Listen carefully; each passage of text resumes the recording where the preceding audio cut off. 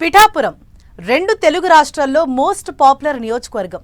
జనసేనాని పవన్ కళ్యాణ్ పోటీ చేసినప్పటి నుంచి పిఠాపురం జనం నోళ్లలో నానుతోంది.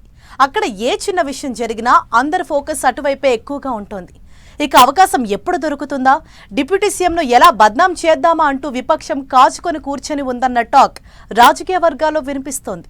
మరోవైపు దిగువ స్థాయిలో కూటమి పార్టీల కార్యకర్తల మధ్య డిష్యూమ్ ఫైట్స్ ఉన్నాయన్న చర్చ నడుస్తోంది. ఇటువంటి పరిస్థితుల్లో పిఠాపురం రాజకీయాన్ని జనసేనాని చక్కబెట్టే ప్రయత్నాల్లో ఉన్నారా? చిరకాల ప్రత్యర్థులను ఒకే వేదికపైకి తీసుకొచ్చి జనాలకు ఎలాంటి సంకేతాలు ఇచ్చారు? Let's watch.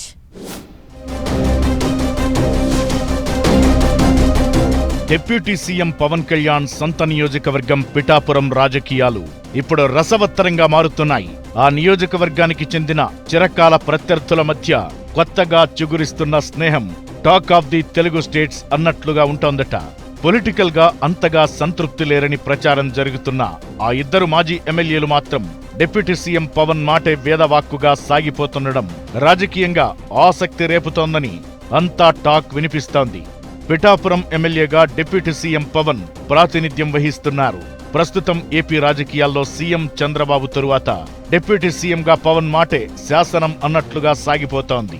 అయితే ఆయన సొంత నియోజకవర్గం పిఠాపురంలో మాత్రం పరిస్థితులు అంత సాఫీగా లేవని కొన్నాళ్లుగా సోషల్ మీడియాలో ప్రచారం జరుగుతోంది. పిఠాపురం జనసేనాని గెలుపు వెనక తమ శ్రమ ఉందని ఎవరైనా అనుకుంటే అది వారి కర్మే అంటూ మెగా బ్రదర్ నాగబాబు లేపిన దుమారంతో ఆ నియోజకవర్గంలో ఏదో జరుగుతోందనే అనుమానాలే ఎక్కువగా చక్కర్లు కొడుతున్నాయట. అయితే ఆ సందేహాలను పటాపంచలు చేస్తూ తన పర్యటనలతో ఆల్ హ్యాపీస్ అని చాటి చెప్పారట డిప్యూటీ సీఎం పవన్ కళ్యాణ్.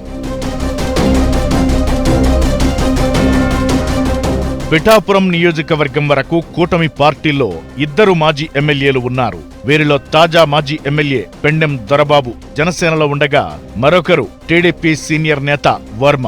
గత ఎన్నికల్లో టీడీపీ టికెట్పై పోటీ చేయాలని చివరి వరకు ప్రయత్నించిన వర్మ జనసేనాని పవన్ కోసం తమ సీటును త్యాగం చేశారు.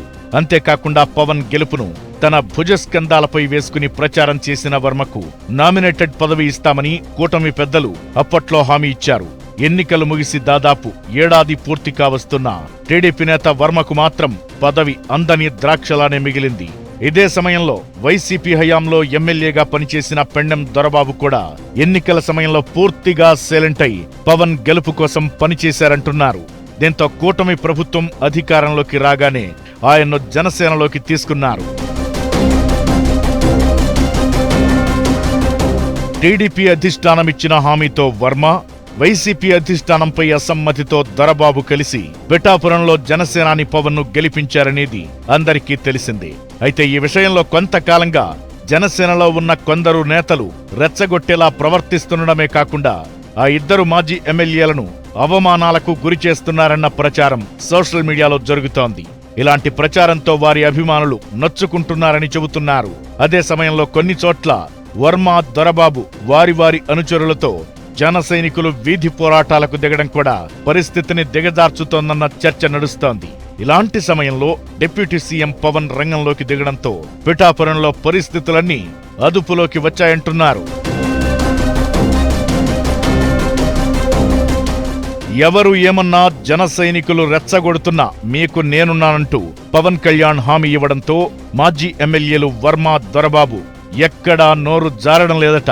అందుకే పిఠాపురంలో జరిగే అధికారిక కార్యక్రమాలకు దూరంగా ఉంటున్న పవన్ వస్తున్నారంటే మాత్రం ఆ ఇద్దరు మాజీ ఎమ్మెల్యేలు ఎంతో హుషారుగా ఆయా కార్యక్రమాల్లో కనిపిస్తూ దీనికి తాజా పవన్ పర్యటననే ఓ ఉదాహరణ అని చెబుతున్నారు.